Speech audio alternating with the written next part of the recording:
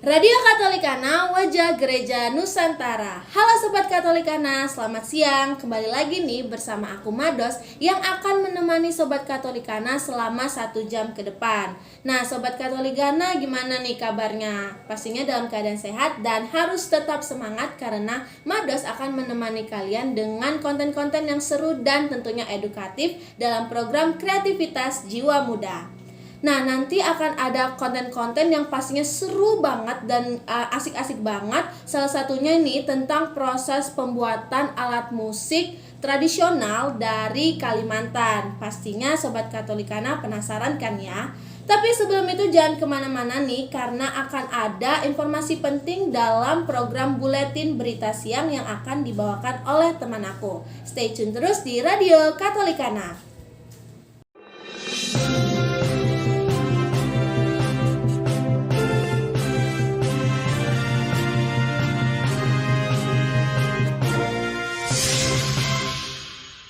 Informasi pertama datang dari Institut Seni Indonesia Yogyakarta yang mengadakan drama musikal Frozen pada 13 Juni lalu. Konsep drama musikal diusung karena ingin mengajak penonton masuk ke dalam cerita bertema Frozen. Untuk informasi selengkapnya, saat ini kami sudah terhubung dengan Yulisia yang berada di Auditorium Teater Isi. Yulisia, silakan laporannya. Ya, terima kasih Maria yang ada di studio. Saat ini saya sedang berada di Institut Seni Indonesia Yogyakarta yang biasa kita singkat ISI. Di belakang saya baru saja digelar drama musikal Frozen yang digelar oleh ISI.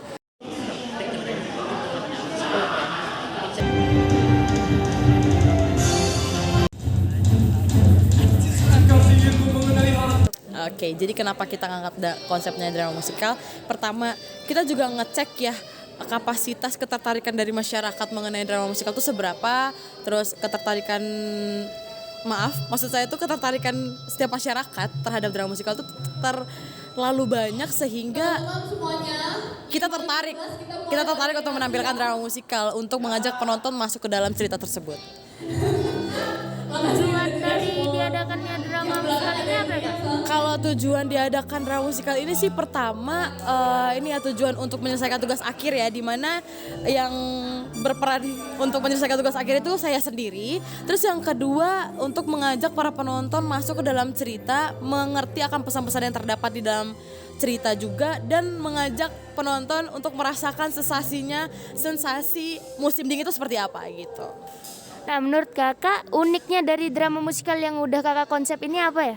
Jadi tuh banyak banget sih yang pertanyaan kayak gini. Uniknya tuh bedanya drama musikal Frozen saya sama film tuh seperti apa. Pertama, secara konsepan saya ngangkatnya drama musikal. Yang kedua, saya dalam drama musikal Frozen ini mengangkat di perpaduan penggabungan dari Frozen pertama dengan Frozen kedua.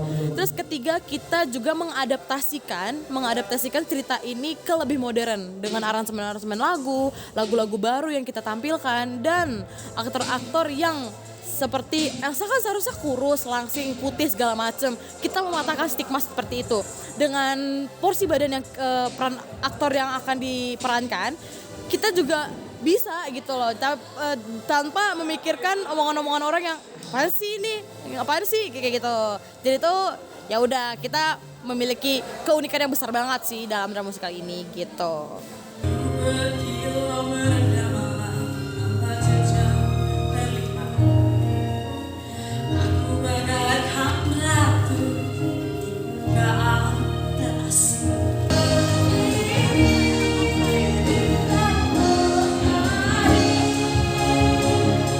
Halo, nama saya Kay, saya dari Bantul.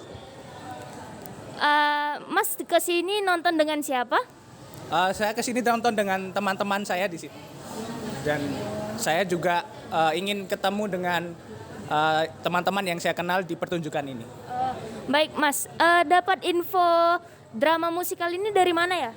Dapat info dari media sosial. Oke, nah tanggapan Mas untuk drama musikal ini bagaimana?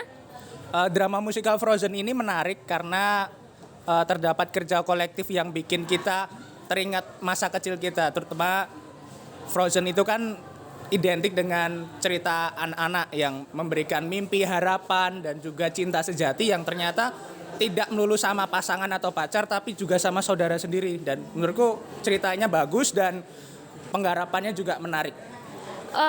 Bagian favorit dari drama musikal itu bagian Mas yang mana ya? Oke, bagian menarik yang menurutku menyentuh hati bagian ketika Elsa dan Anna bernyanyi dan pada akhirnya mereka saling mencintai sebagai seorang saudara. Oke, baik Mas, terima kasih atas waktunya.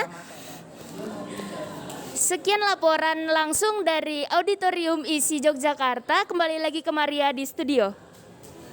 Baik Yulisia, terima kasih atas laporannya. Pemirsa, kita beralih ke berita selanjutnya. Kegiatan donor darah diadakan di Sleman City Hall, Yogyakarta dalam rangka Hari Donor Darah Nasional. Sebanyak 19 orang mendonorkan darahnya pada kegiatan tersebut. Berikut informasi selengkapnya untuk Anda. Pada tanggal 14 Juni 2022, pukul 10 waktu Indonesia Barat, Sleman City Hall mengadakan aksi donor darah dalam rangka memperingati Hari Donor Darah Sedunia. Donor darah dilakukan pada pukul 10 pagi hingga pukul 1 siang waktu Indonesia Barat. Suasana pada Sleman City Hall terlihat cukup ramai. Menurut penyelenggara, sudah ada 19 orang yang melakukan donor darah. Abang dapat info untuk donor darah ini dari mana? Aku dapat infonya dari radio. Di mobil sambil mendengar radio, itu yang aku dapat info tentang donor darah.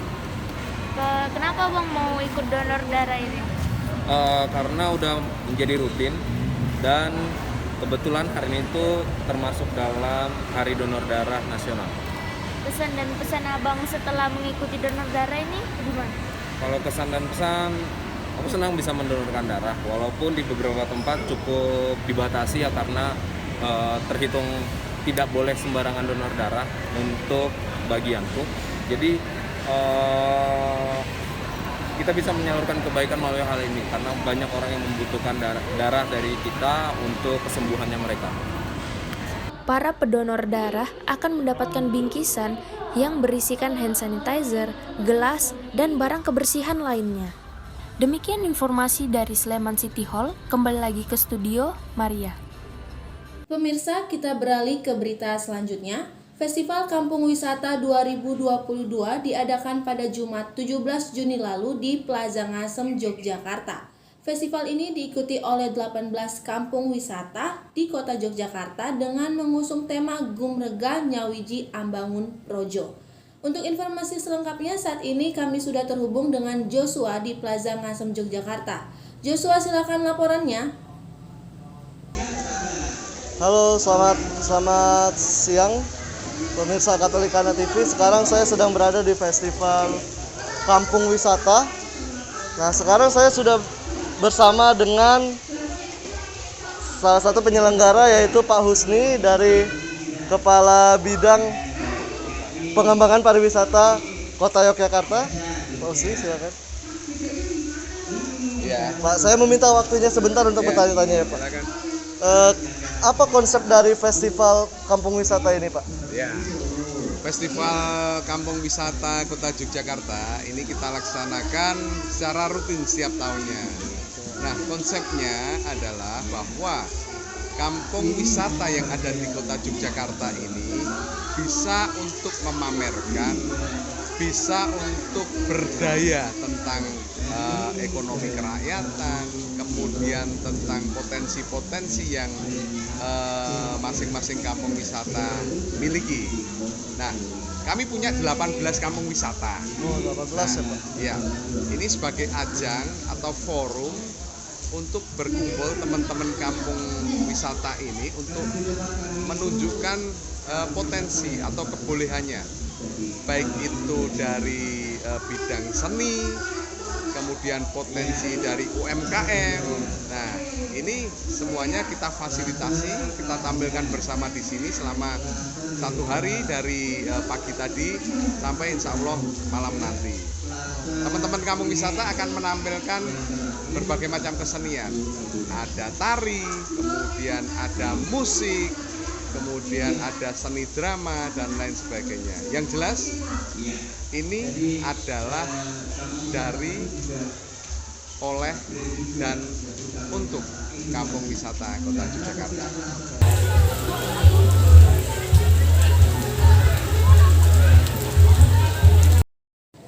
Informasi tadi sekaligus menutup perjumpaan kita pada siang hari ini. Nantikan terus buletin berita siang setiap hari pukul 12 waktu Indonesia Barat hanya di Katolikana TV. Saya Maria Da Costa dan seluruh kru yang bertugas pamit undur diri. Terima kasih dan sampai jumpa.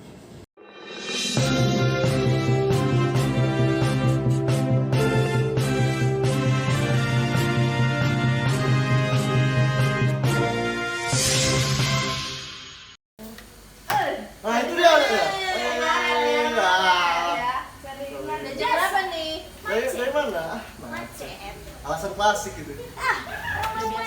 Alasan gimana? Ya sama. Bahas UAS tadi, ya, UAS bahasa Inggris ini. Yang ujian Rismet. Gimana? Kelompokku masih nyari kuesioner. Kelompokmu? Udah selesai dong. Aduh, Gercep nih kami. Rismetmu gimana Yul? Hah? Apa? Enggak. Rismetmu gimana? Aman-aman. Dengerin gak sih Yul? A few moments later. Udahlah, gak usah bahas UAS. Mending bahas yang lain, capek mikirin UAS. Masa Pak? Magang. Nah, bentar lagi kita magang kan. Magang di mana nih? Mau magang di mana? Tahu sih aku. Tahu di mana aku dapat aja nanti. Tahu di mana? Tahu. Gak tahu juga. Nyari juga.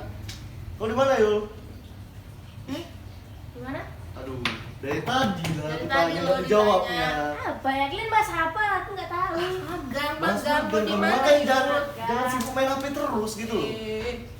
Ketika kita berkumpul dengan teman-teman, sudah sepatutnya kita menghargai teman-teman yang ada di sekitar kita.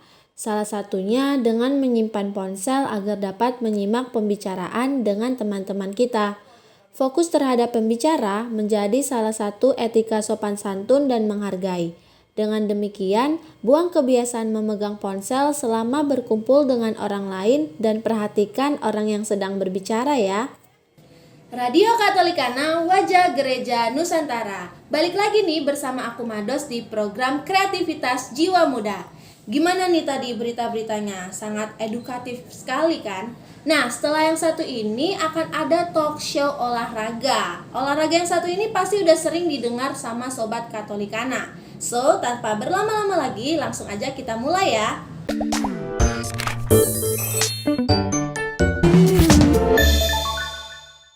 Halo Sobat Muda, kembali lagi bersama kami Joli, Joshua, dan Yuli. Oke, di talk show kali ini kita akan membahas apa nih Yul? Nah, di talk show kali ini kita akan membahas tentang olahraga tapi sambil melakukan kegiatan seni. Wah, gimana itu? Penasaran nggak sih? Penasaran nggak sih kalian? Nah, pantengin terus talk show kami yang ada di program Kreativitas Jiwa Muda, Inovasinya anak muda.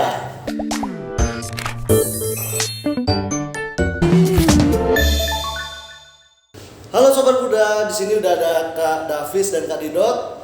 Jadi Kak Davis dan Kak Didot ini siapa sih Yul? Nah, Kak Davis dan Kak Didot ini merupakan anggota dari Marching Band Atmajaya Yogyakarta. Tanpa berlama-lama langsung aja kita kenalan, mungkin dari Kak Didot duluan.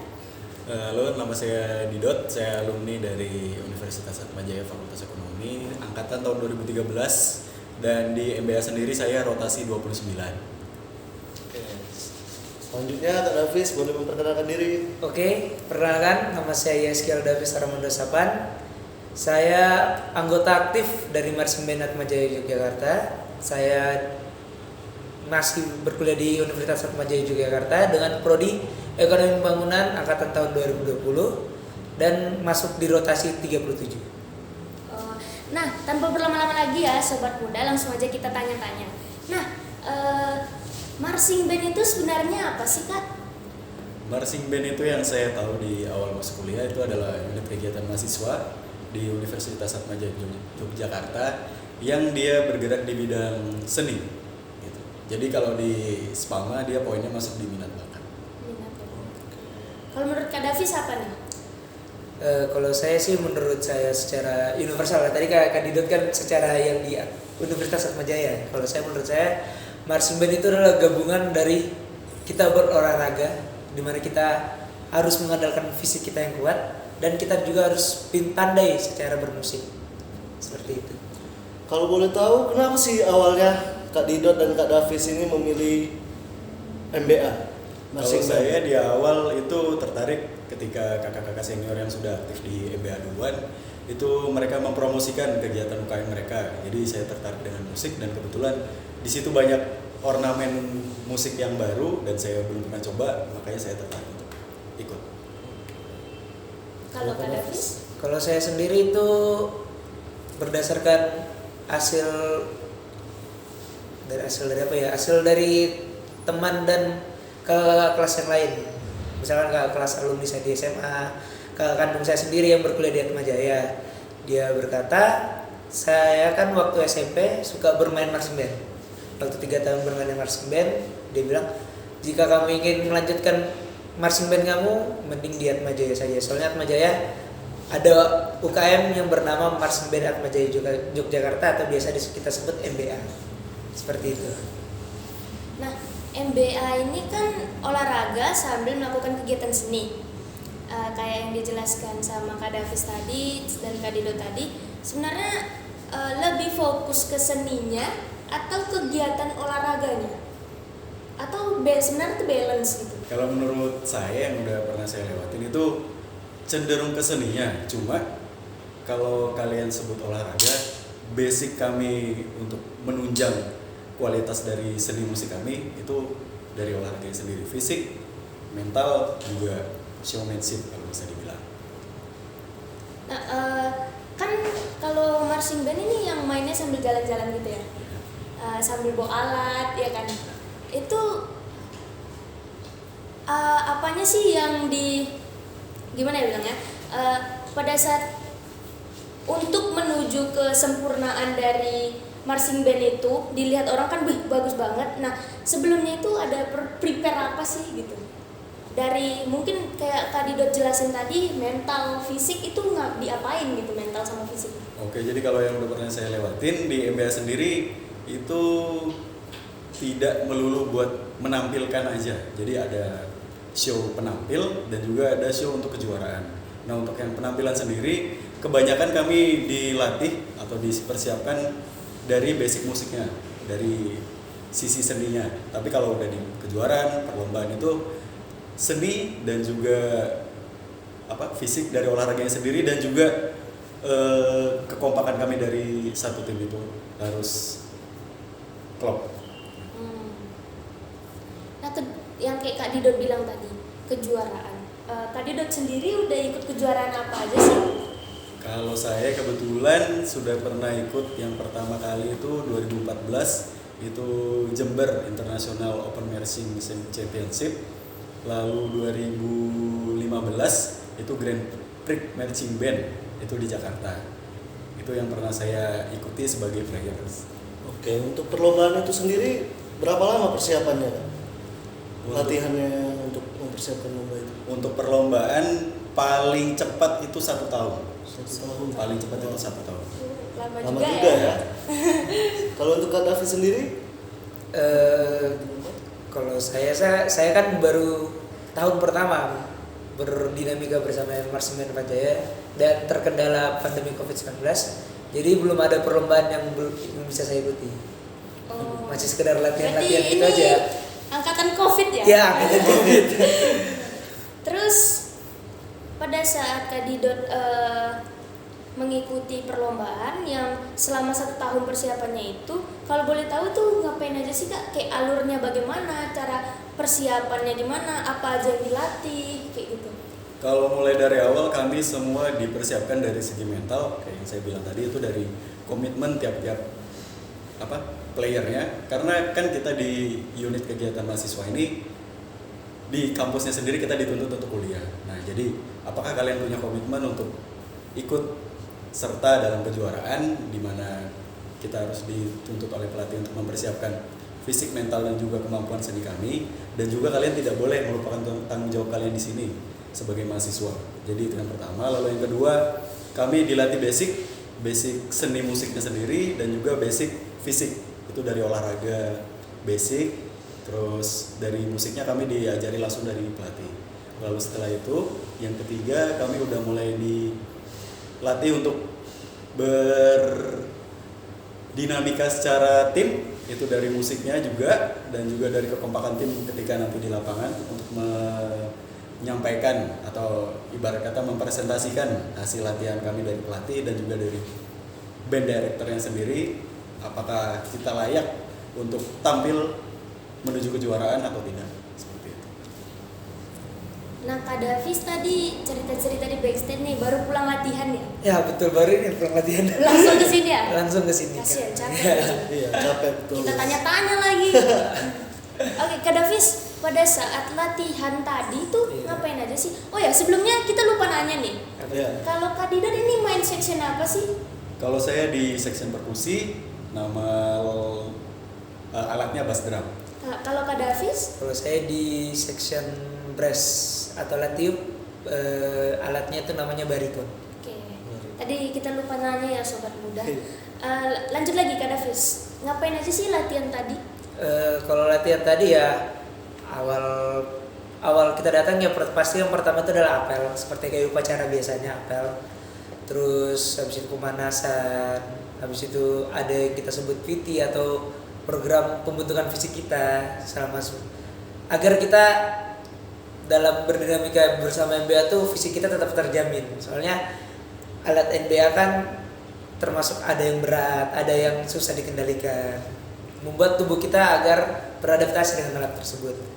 Habis itu ada latihan dengan alat, dan habis itu ada latihan baris berbaris atau yang biasa di marching band itu disebut drill. Ya itu. Ternyata banyak juga latihannya ya. Iya banyak. Iya. Biasanya kalau setiap pertemuan latihan itu berapa lama ya? Kalau di MBA sendiri tuh yang baru saya ikuti itu ada terbagi menjadi baru satu kayaknya latihan itu, namanya latihan panjang. Jadi itu kita latihan Sabtu dan Minggu karena itu kebijakan dari kampus. Jadwal pertama tuh ada yang dari jam 9 sampai jam 6 sore. Ada juga yang jam 12 siang sampai jam 9 malam. Itu karena kalau jam 12 itu biasa ada yang kuliah pengganti atau apa. Seperti itu. Kalau tadi dengar penjelasan Kak Davis, ada PT, ada pemanasan, itu ngapain aja sih Kak? Kalau PT dan pemanasan tuh ya kita seperti olahraga biasanya. Kita sebagai pernah anak sekolah kan, pernah ikut ke pelajaran olahraga. Ya itu kita olahraga, lari keliling lapangan, pemanasan agar badan kita tidak kaku selama memainkan alat kita. Sedangkan kalau PT itu lebih ke pembentukan otot sih, supaya otot kita beradaptasi dengan alat kita. Kayak workout gitu ya? Ya betul sekali. Listnya Berarti apa ya? ada gymnya juga. Ada gym. Ada gymnya juga ya. Berarti list dari PT itu sendiri kayak jumping jack, jumping jack, plank dan sebagainya. ada workout Terus juga ya? yang nari-nari itu biasanya apa? Yang bawa tongkat panjang gitu? Itu namanya section color guard. Oh, section color. Apa coba tokot-tokot? Aku nggak tahu. Nah, untuk dari kalian berdua nih, menurut kalian berat gak sih latihan olahraga seperti itu untuk padahal kan ini ekspektasi masuk marching band itu kan sebenarnya kayak ini kita main alat musik, nggak ada olahraga kayak gitu. Menurut Kak Dido dan Kak Davis gimana? Iya, sama yang kayak dibilang Yuli tuh. Di awal saya lihat kakak-kakak promosikan UKM itu, wah ini kayaknya masuk cuma main musik doang. Ternyata enggak. Begitu udah nyentuh kejuaraan, kami semua dituntut untuk fisik dan itu lumayan kaget sih. Karena latihannya nggak main-main. Dan latihannya bukan cuma buat badan kita doang untuk jadi bagus dan juga punya stamina yang baik, tapi latihan fisiknya itu juga buat bagaimana tubuh kita ketika bermain bersama alat musik itu menjadi baik, dilihat bagus dan juga hasil penampilannya baik gitu. Kalau menurut Kak Davis? Ya kalau menurut saya sih bagi mungkin yang awamnya yang belum pernah mengenal marching band atau apa, mungkin akan mengira marching band itu sama seperti Kak Dirot bilang, cuma bermain musik, cuma tahu nada-nada ini. Tapi ternyata marching band itu lebih dari itu. Marching band itu kita harus fisik kuat, mental kuat, dan pikiran kita terhadap musik itu akan lebih digali dengan marching band. Berarti itu secara tidak langsung jalan dua gitu ya, kayak kita harus mikirin musiknya, satu lagi kita harus mikirin badan kita tetap kuat gitu. Ya itu betul. Itu kalau di lapangan bisa dibilang jalan dua. Itu jalan dua. Mikirin fisik, mikirin bagaimana musik kita juga. Tapi ketika di belakang layar sebenarnya kita mikirin banyak sih. Banyak. Mikirin kuliah, mikirin keluarga, mikirin gimana karir ke depan kayak gitu.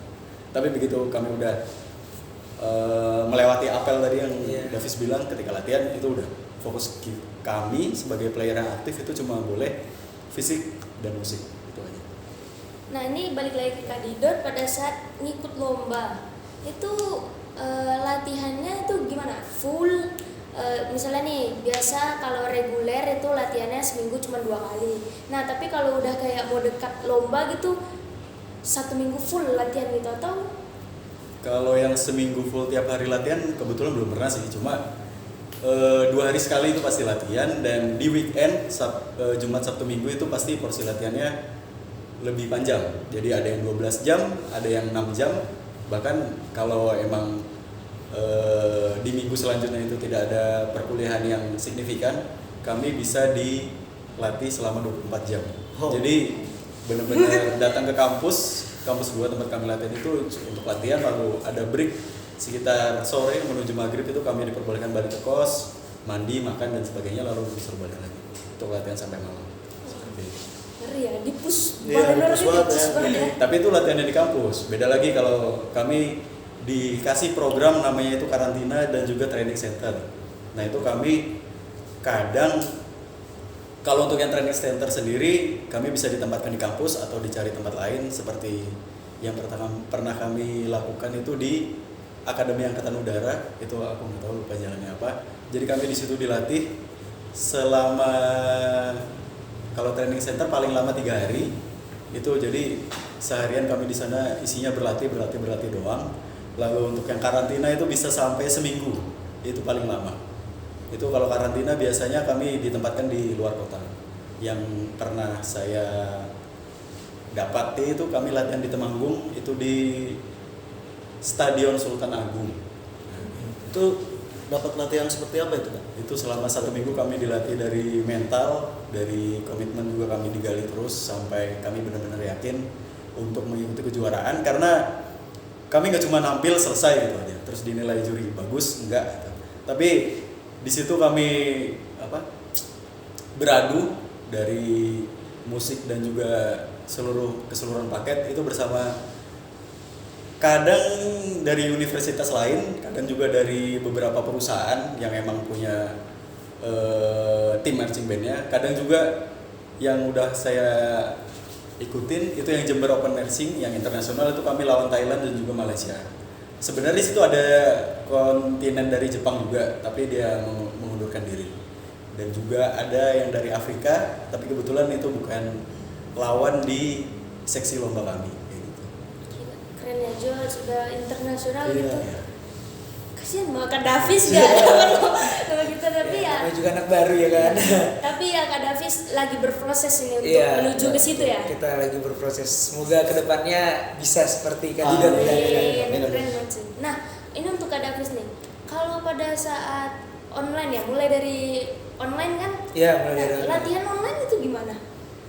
Latihan online kita mulai itu biasa dari pembelajaran lagu-lagu misalnya. Oh, jadi Malah musiknya. awal-awal ya dari musiknya, perkenalan alat. Terus kita biasa dikasih tugas kayak semacam kuliah biasa, ada tugasnya. Tiap minggu harus dikumpul seperti itu. Oh, berarti kayak ngambil SKSMBA. Iya, betul, SKSMBA. SKSMBA. Nah, kalau misalnya pada saat online itu berarti nggak ada PT?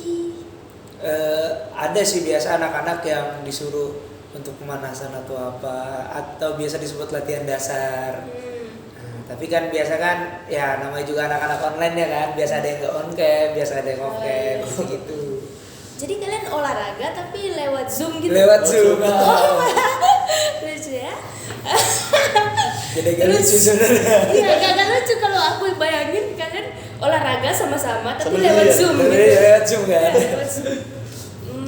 Terus ini untuk Kak Davis, kalau misalnya nih kedepannya tuh ada satu lomba kayak kejuaraan yang kayak Kak Dido jelasin tadi. Nah itu biasa kalian untuk saat ini itu bakal di-push juga nggak sih sama kayak angkatannya Kadidot? Sepertinya sih bakal di-push ya. Soalnya kan tujuannya memang satu, memenangkan perlombaan ya kan, namanya juga kejuaraan.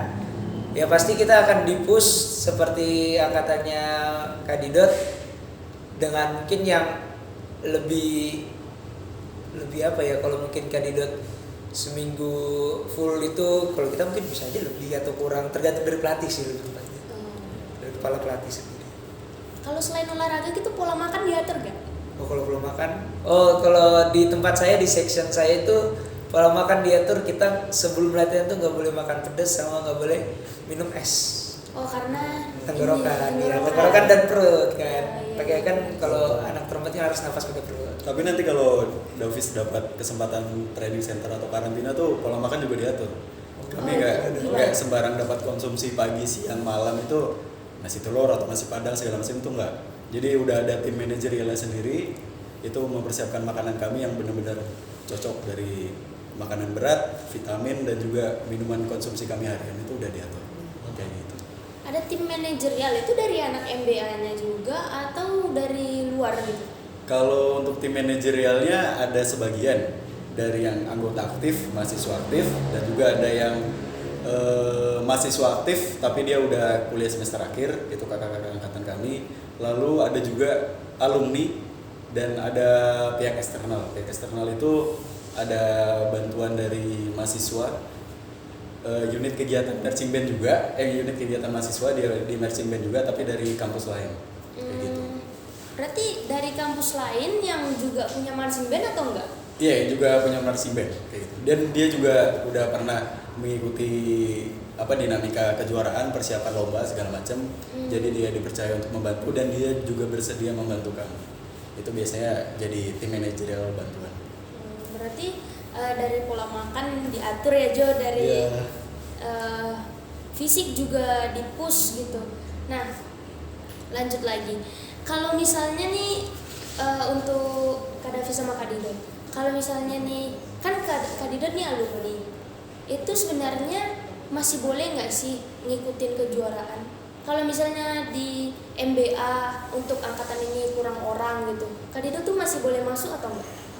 Kalau alumni biasanya sih jarang ya. Kalau yang pernah saya lewatin sampai saya lulus itu jarang kami bermain bersama alumni, kecuali emang benar-benar kakak-kakak senior yang udah tahap akhir, mereka cuma mau skripsi doang. Itu biasanya kalau memang dia udah nggak aktif di MBA-nya sendiri, dia bakal ditarik, dikontak untuk bersedia nggak ikut membantu kami.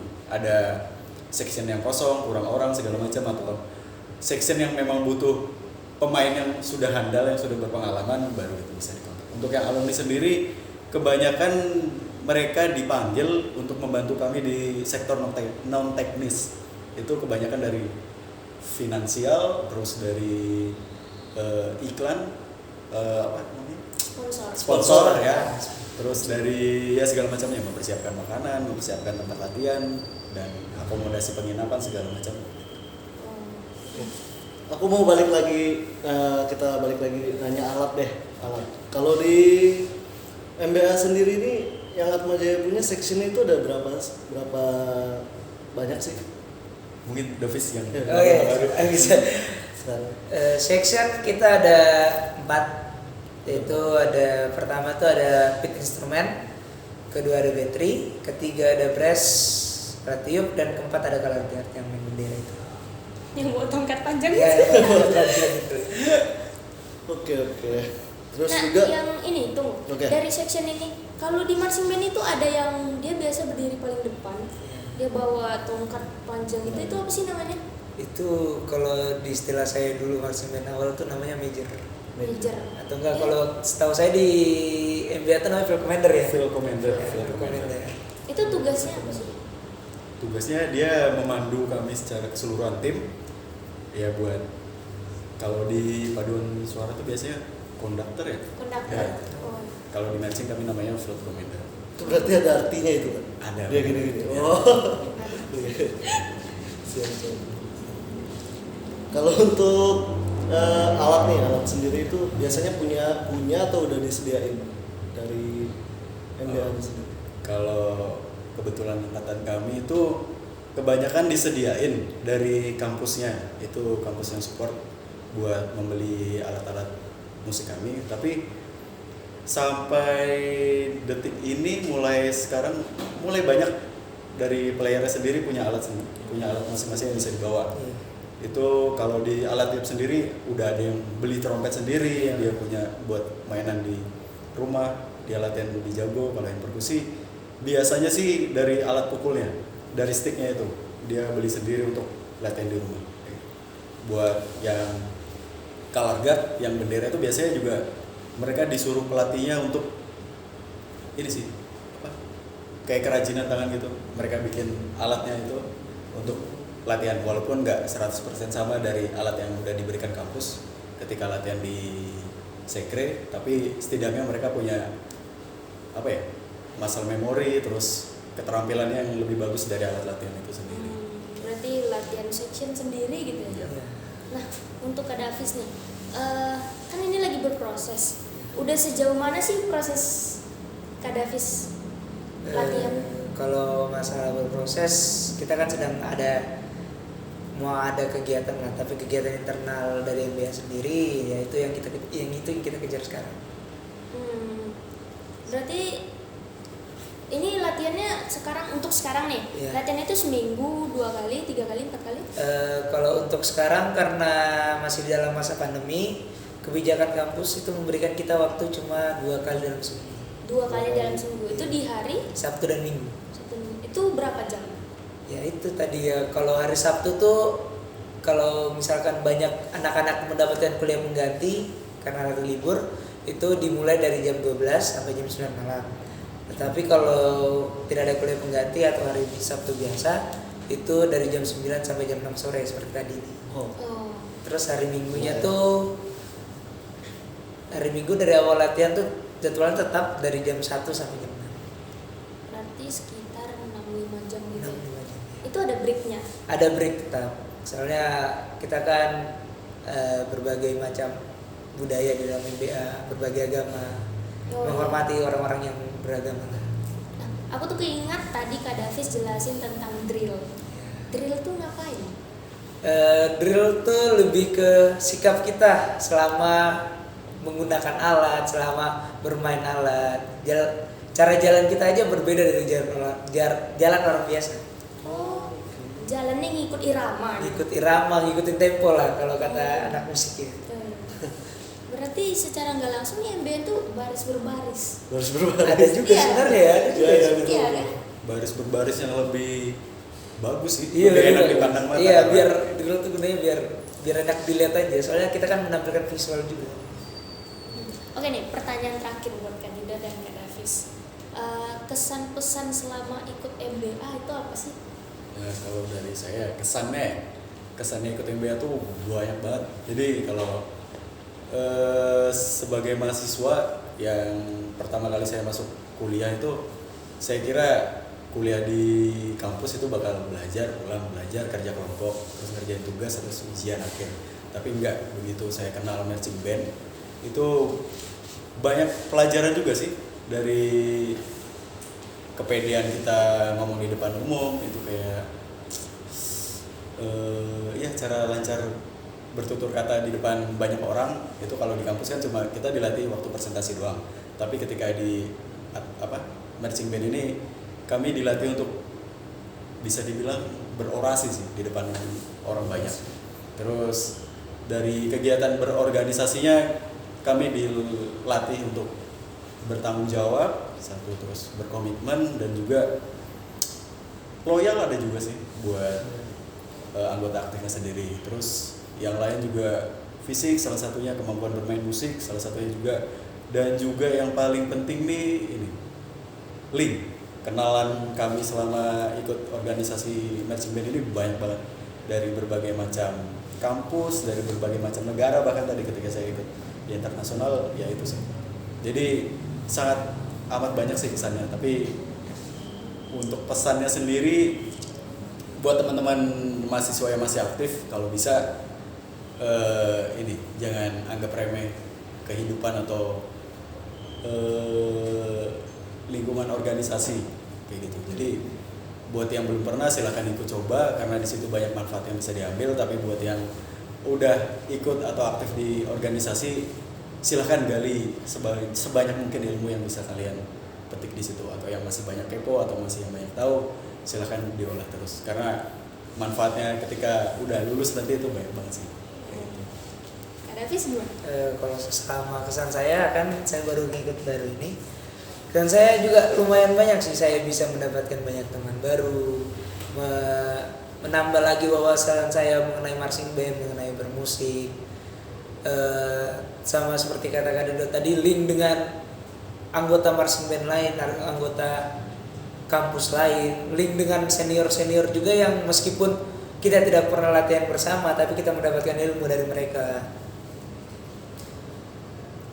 Bertanggung jawab sih itu yang paling penting sih, soalnya kita juga alat, kita harus bertanggung jawab dengan alat kita sendiri. Banyaklah nilai kehidupan yang bisa dapat dari marching band. Nah, itu tadi merupakan pertanyaan terakhir ya untuk Kak Davis dan Kak Dido. Terima kasih atas waktunya udah menyempatkan datang, apalagi Kak Davis ya baru pulang latihan langsung ke sini. Masih capek. Itu terima kasih banyak buat waktunya. Nah, untuk sobat muda, Silakan pantun yuk.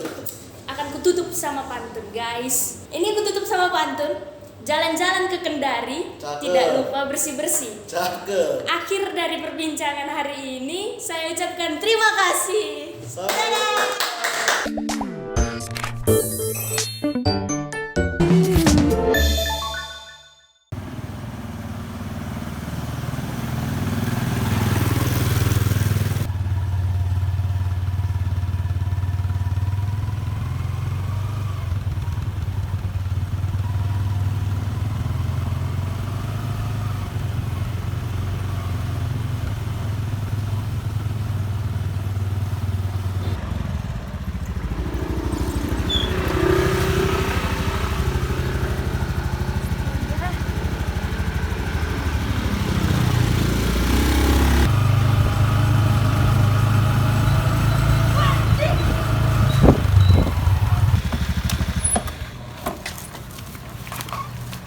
Apa mbak? Rokok kau bang.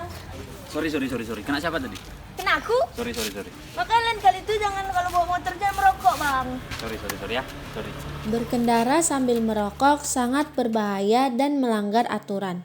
Abu sisa pembakaran rokok yang terkena angin dapat mengenai wajah pengendara di belakang, sehingga berpotensi mengganggu pandangan dan dapat mengakibatkan kecelakaan. Ingat, berkendara sambil merokok berbahaya. Utamakan keselamatan. Halo Sobat Katolikana, balik lagi nih bersama aku Mados di program Kreativitas Jiwa Muda. Nah, gimana nih tadi talk show-nya? Asik kan ya? Karena aku yang nonton juga merasa talk show barusan itu seru banget loh sobat. Pokoknya keren abis deh. Nah, setelah yang satu ini ada dokumenter pembuatan alat musik tradisional dari Kalimantan yang udah aku spill di awal tadi. Nah, alat musik tradisional ini bernama sape. Ya, buat sobat yang penasaran langsung aja yuk kita tonton dokumenternya. Check it out.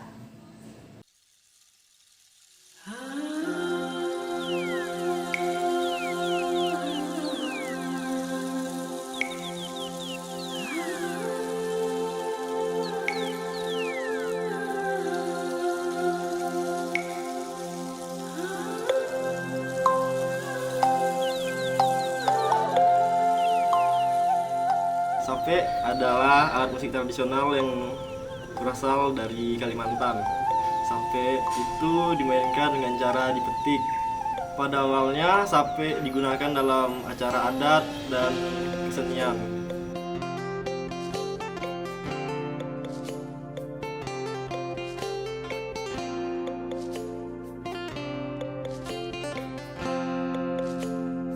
Sape memiliki bentuk seperti gitar. Dulu sape hanya memiliki 2-3 senar. Seiring berjalannya waktu, sape dimodifikasi menjadi 4-5-6 dan seterusnya senar menyesuaikan dengan kebutuhan musik pada saat ini.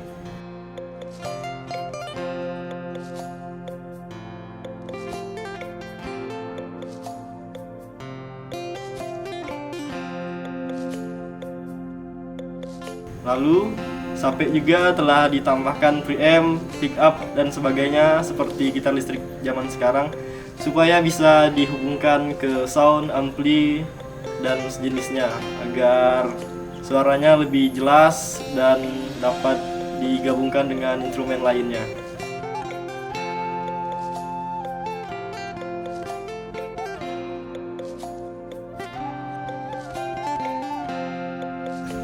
Untuk menghasilkan sebuah sape, bahan-bahan yang diperlukan adalah kayu, rotan, dryer, senar, pick up, spool dan sebagainya.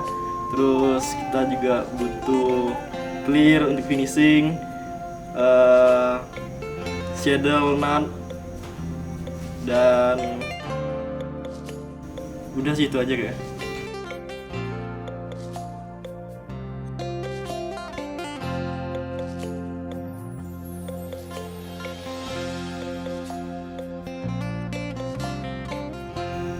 Kalau di Kalimantan biasanya kalau saya lihat biasa tuh pakai kayu cempedak atau nangka atau kayu-kayu keras lainnya yang seratnya bagus. Kalau zaman dulu biasa mereka pakai kayu tebelian. Cuma sekarang karena susah didapatkan, jadi mereka biasanya pakai kayu-kayu yang udah didapatkan. Kayak mahoni, cempedak yang dibilang tadi kan, nangka, durian.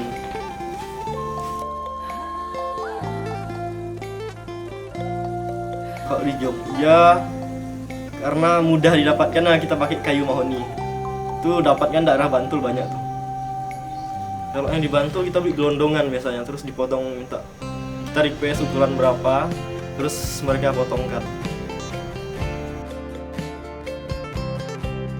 Ya kalau emang maksa ya kan, pakai kayu apa aja bisa sebenarnya. Cuma kalau cari enaknya itu mahoni enak diukir, durian, cempedak, nangka itu enak untuk diukir dan diolah tuh.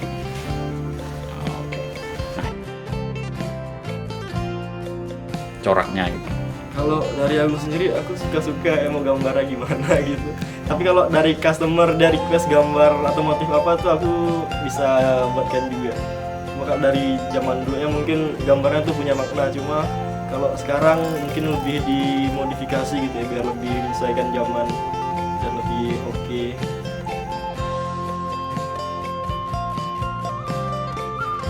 Tergantung, kalau misalnya aku lagi moodnya lagi bagus kan aku bisa hands-free. Cuma setelah hands-free itu untuk mengamankan gambarnya supaya tidak hilang, aku biasa buat filenya lagi di komputer biar desainnya nggak hilang gitu. Aku lebih suka pakai mal karena biar lebih rapi dan mudah untuk aplikasikannya. Kalau pakai gambar langsung itu biasa kotor bekas pensil. Kalau pakai mal tinggal pahat-pahat udah ada gambar-gambarnya dari kertasnya gitu.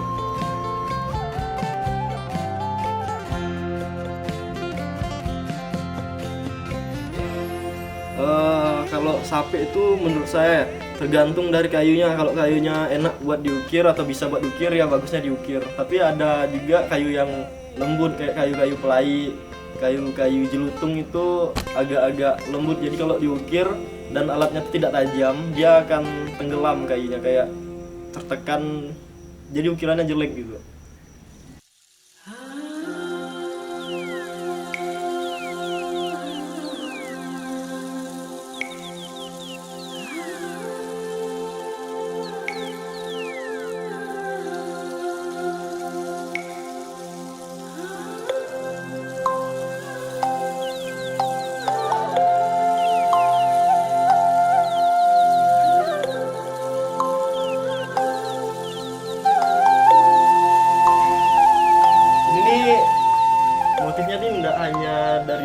Motif yang biasa pakai orang Dayak, jadi kita gabung-gabungkan ini sesuai dengan requestan customer kemarin ya. Ini ada motif bunga tengkawang, terus di bawahnya ini ada motif dari Toraja nih. Ini kurang tahu nih namanya apa. Terus di sisi-sisinya dikasih garis-garis segitiga kayak motif tribal gitu. Ini kemarin 1-2 karena kayunya agak hard dan alat-alatnya juga lumayan.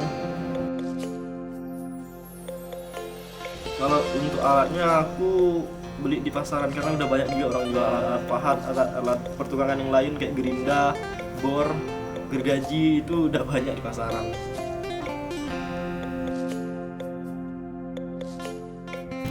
Oh, kalau itu misalnya kalau kita buat dari kayu gelondong bulat terus dipotong kotak-kotak jadi balok itu paling cuma beberapa menit, belasan menit atau puluhan menit lah.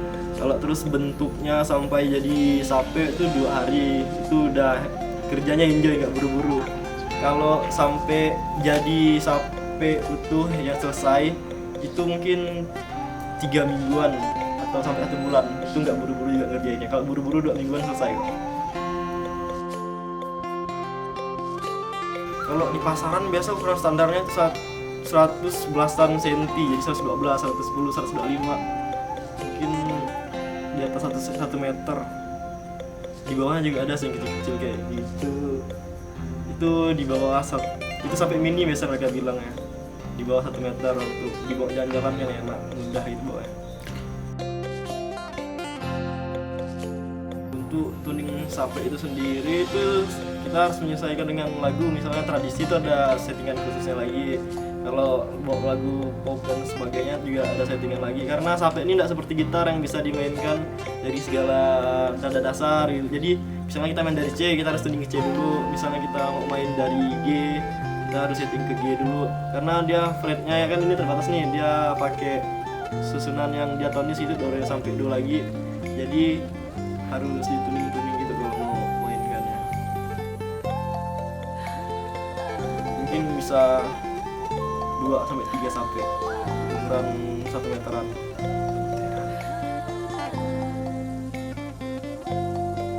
Aku buat sape kalau ada yang order sama kalau ada bahan, dan kalau aku gabut juga. Misalnya kalau walaupun tidak ada yang order, aku ada bahan dan kebetulan aku lagi gabut, ya aku buat. Kalau misalnya ada orang order walaupun ada bahan, aku cari bahannya dan akan aku buatkan juga. Untuk harga itu menyesuaikan dari ukuran sama motif dan jenis kayunya.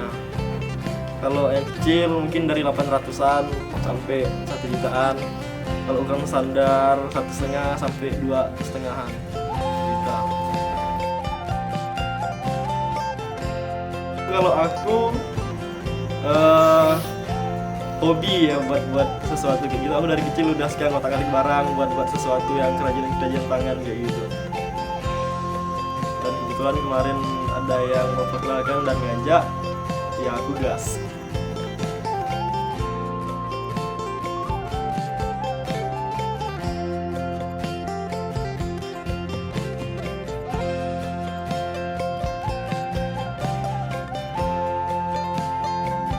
Kalau yang aku suka tuh ada Instagramnya Artarigas, terus ada Indonesia, terus ada dari Malaysia siapa ya, Eri Hashim atau siapa, terus ada Ezra Tekola Sampe nama Instagramnya.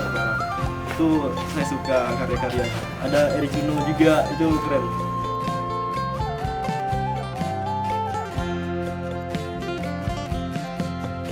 Ini aku lihat yang dari bentuk bodinya, motif-motifnya, ukirannya itu aku lihat terus aku modifikasi.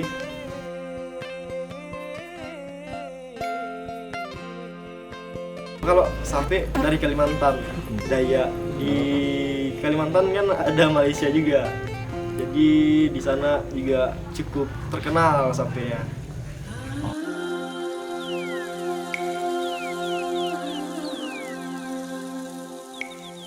Menurut saya kalau patokan harga tuh yang pertama tuh dari pembuatnya sendiri. Kalau dia udah terkenal dia bisa matok harga mahal.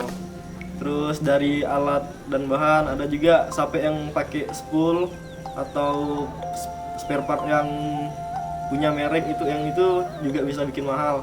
Terus dari ukiran, tingkat kerumitan dan bahan kayunya itu juga bisa bikin harganya mahal gitu. Sama kalau misalnya sape ini bekas pakai orang terkenal atau pernah dipakai orang terkenal, itu juga bisa buat harganya naik gitu.